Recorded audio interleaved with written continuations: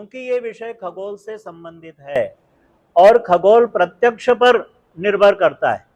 और इन पंचांगों में जो गणनाएं की जा रही हैं विगत 71 वर्ष का जैसे हमारे पास अभी इतिहास है, इसमें किसी भी प्रकार का संशोधन नहीं होने के कारण गणनाएं हमारी इधर उधर हो रही हैं। जो ग्रह आज परिवर्तित दिखाया जा रहा है वहां पर पंचांग में, वो ग्रह दूसरे पंचांग में 20 दिन 25 दिन बाद परिवर्तित हो रहा है। अब ऐसी स्थिति में किसी बच्चे का जन्म होता है, किसी जातक का जन्म होता है, तो फलित किस आधार पर होगा? ये बहुत सारी विसंगतियां आ रही हैं। दूसरी बात ये हो रही है कि इन पंचांगों के निर्णय में जो धर्मशास्त्रीय पक्ष है, उन पक्षों को विधिवत रूप से वहां पर चिंतन में नहीं लिया गया। उदाहरण के लिए हमारे यहाँ पर जो अभी विसंगतियां पैदा हो रही हैं, चूंकि शासकीय संस्कृत महाविद्यालय और हमारी भारत सरकार, मध्य प्रदेश सरकार भारतीय ज्ञान परंपरा को पल्लवित पोषित करने के लिए कृत संकल्पित है, और हमारी जो ज्ञान परंपरा है वो इतनी उत्कृष्ट श्रेणी की है कि हम सारे मत को अपने में समाहित करते हैं। नैको ऋषिर यस्य मत प्रमाणम। आप जब निर्णय सिंधु को उठाएंगे, धर्म सिंधु को उठाएंगे, तिथि निर्णय को उठाएंगे, पुरुषार्थ चिंतामणि को उठाएंगे, या अन्य कृत्यसार या जो पुराण आदि ग्रंथ हैं, उनमें सारी चीजों को जब आप देखेंगे तो हर जगह पर अपना एक नया मत वहां पर स्पष्ट आपको मिलेगा।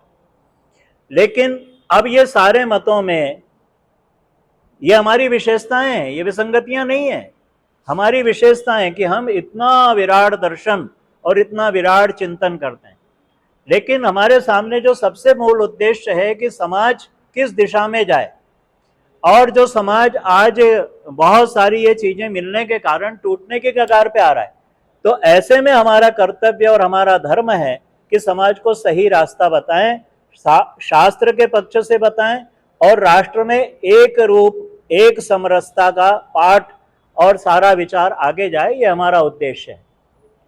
इस दृष्टि से जब सर्वसम्मत विचार का निर्णय किया जाएगा तो पंचांगों की जगह अपनी है, लेकिन भारतवर्ष के लगभग 90% क्षेत्रों में दीपावली 1 नवंबर को ही मनाई जाएगी, इसमें कोई संशय नहीं है। विशेष करके मध्य प्रदेश में तो कोई गुंजाइश ही नहीं है कि हम 31 को मनाएं, और उसका कारण है अभी जो निर्णय की बात यहाँ पर हुई है।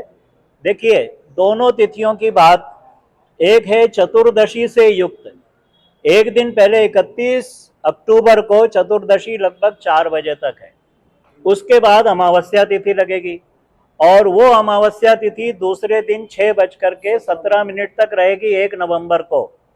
अब ऐसी परिस्थिति में पुरुषार्थ चिंतामणि कार का स्पष्ट रूप से अभिमत है कि जब ऐसी स्थितियां बनती है तो वहां पर हमें दूसरे दिन की तिथि को ही ग्रहण करना चाहिए, दूसरे दिन की अमावस्या को ही व्रत पर्व में लेना चाहिए, उत्सव में उसको ग्रहण करना चाहिए। अब यहाँ पर प्रदोष काल की बात हो रही है। जब प्रदोष निर्णय की बात की जाएगी तो वहां भी धर्मशास्त्रों का स्पष्ट अभिमत है। जैसे हर महीने प्रदोष आती है, अब प्रदोष का निर्णय करते समय प्रदोष व्यापिनी तिथि किस दिन है, वहां भी ये निर्णय स्पष्ट रूप से दिया है कि यदि 2 दिन ऐसी स्थिति बनती है तो उसमें भी परातिथि लेना है, दूसरे दिन वाली प्रदोष ही लेना है। तीसरी बात, जो हमारा धर्मशास्त्र का स्पष्ट रूप से निर्णय है, जिस दिन हमारी 1 नवंबर को जो तिथि है, उस दिन तुला राशि में सूर्य रहेगा और तुला राशि में ही चंद्रमा रहेगा, और दोनों 15 डिग्री पर रहेंगे। तो सारे पंचांगों की डिग्री यदि मिलाई जाएगी, 15 डिग्री के ऊपर ये सारे पंचांग जो 90-95% पंचांग है, 15 डिग्री के ऊपर सूर्य और चंद्रमा की स्थिति रहेगी। ऐसी स्थिति जब तुला राशि में दोनों की बन रही है तो वो श्रेष्ठतम लक्ष्मी योग का पूजन होता है, ये इसको पुष्कर योग भी माना गया है। और इसके साथ ही स्वाति नक्षत्र का संयोग इस तिथि के अंदर दूसरे दिन ही मिल रहा है, जो धर्मशास्त्रों के अनुसार इसको अनुमोदित किया गया है। तो स्वाति नक्षत्र, दोनों जो चंद्रमा और सूर्य, इन दोनों का एक तिथि पर आना और 15 डिग्री के ऊपर एक साथ संयुक्त होना, इसके अलावा दूसरे दिन स्वाति नक्षत्र और तीसरी बात, जो इस समय एक भ्रम की स्थिति बहुत बड़ी बनी है, वो भ्रम की स्थिति ये है कि मध्य रात्रि में पूजन कैसे किया जाएगा। मैं आपको स्पष्ट रूप से निवेदन कर दूं, इसका भी उल्लेख हमारे धर्मशास्त्रों में, निर्णय सिंधु, धर्म सिंधु, कृत्यसार आदि ये सारे, और इसके अलावा इसका निर्णय आपको कहाँ मिलेगा, वो मिलेगा आगम शास्त्रों में। हमारे यहाँ पर जो लक्ष्मी पूजा की दो पद्धतियां हैं, वो दो पद्धतियों में एक काली क्रम की पूजा है और एक श्री क्रम की पूजा है। अभी ये जो निर्णय यहाँ पर लिए गए हैं, श्री सिद्ध विनायक गणपति खजराना के द्वारा निर्णय लिया गया, हमारे यहाँ पर रणजीत भगवान के यहाँ से जो निर्णय लिया गया, हमारे यहाँ से श्री श्री विद्याधाम से जो निर्णय लिया गया, ये सारे पर्व समाज के, बहुजन समाज के सारे लोगों की दृष्टि से, सारे के कल्याण के लिए लिया गया। इसका कारण यह है कि ये सब लक्ष्मी श्री क्रम के लोग हैं, और श्री क्रम की जहां पर विद्या का अवलोकन किया जाएगा, वहां शास्त्र स्पष्ट रूप से कह रहा है कि अगले दिन वाली ही ग्रहण करना। पहले दिन वाली तिथि ग्रहण की जाएगी, वो किनके लिए है? मध्य रात्रि। वो मध्य रात्रि काली क्रम की पूजा करने वाले लोगों के लिए है। उस दिन श्यामा पूजन होगा, उस दिन भगवती कामाख्या का पूजन होगा, भगवती काली का पूजन होगा, और वो कालरात्रि के रूप में, क्योंकि चतुर्दशी से युक्त है, तो 10 महाविद्याओं में ऐसी जो उग्र देवियां हैं उनका पूजन उस दिन किया जाएगा। इसलिए ये निराकरण भी हो जाना चाहिए कि हमको मध्य रात्रि नहीं मिल रही है। तीसरी बात, जो तिथि उदय को भी स्पर्श कर रही है और जो तिथि प्रदोष को भी स्पर्श कर रही है, तो वहां पर उदय व्यापिनी तिथि को प्राथमिकता दी गई है। और यदि दोनों तिथियां एक साथ हैं तो ऐसी स्थिति में सा तिथि सकलाज्ञेया, वो सकलापादिता तिथि जो मानी जाएगी, साकल्यपादिता तिथि मानी जाएगी। जैसे हम हर निर्णय में लेते हैं, हमारे यहाँ पर यदि 2 घटी एकादशी है तो हम पूरे दिन एकादशी का व्रत करते हैं, और पूरे दिन हमारी इसी प्रकार से अन्यान्य व्रतों की स्थितियां हैं। दिन भर सप्तमी तिथि है और रात्रि में जन्माष्टमी के 10 मिनट 15 मिनट पहले अष्टमी लग गई, तो हमने दिन भर व्रत किया सप्तमी का, लेकिन उस दिन हमने जन्माष्टमी मनाई। ये तो सारे हमारे व्रत पर्व त्योहारों के निर्णय स्पष्ट हैं।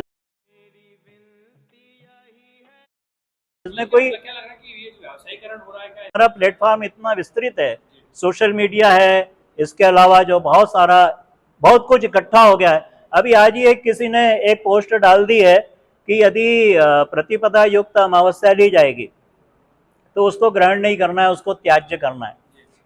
ये अमायुक्तान कर्तव्या प्रतिपद चंडिकार्चने, ऐसा भी निर्णय आता है नवरात्रि के संबंध में कि यदि अमावस्या से युक्त प्रतिपदा है तो वो चंडिका के पूजन में नहीं लेना, लेकिन उस प्रतिपदा का यदि दूसरे दिन नहीं है तो उसी दिन लेना पड़ेगा। ये भी निर्णय 1 नवंबर को ही दीपावली प्रशस्त है, शास्त्र सम्मत है, इसमें किसी को भी कोई संशय नहीं होना चाहिए। मध्य रात्रि में भी जिसको पूजन करना है वो दीपावली की रात्रि ही मानी जाएगी, उसमें सिंह लग्न भी दीपावली का ही माना जाएगा। और उसमें एक जो सबसे बड़ी बात मैं आप लोगों को इस मंच के माध्यम से और अपने ज्ञान परंपरा के ये सारे विद्वान हैं, इनके माध्यम से एक बात और यहाँ पर स्पष्ट कर देना चाहूंगा। प्रथम, जो आपके प्रतिष्ठान हैं, जो आपके संस्थान हैं, जो आपकी दुकानें हैं, जो आपके कार्य क्षेत्र हैं, जो हमारा जैसे यहाँ पर संस्थान है, तो हम उसको पूजन क्या चतुर्दशी में करेंगे? चतुर्दशी से युक्त अमावस्या को निरस्त किया गया है और परातिथि को ही सही माना गया है। तो इस दृष्टि से चतुर्दशी में जब 4 बजे चतुर्दशी लगेगी और लोग प्रदोष काल में पूजन करेंगे,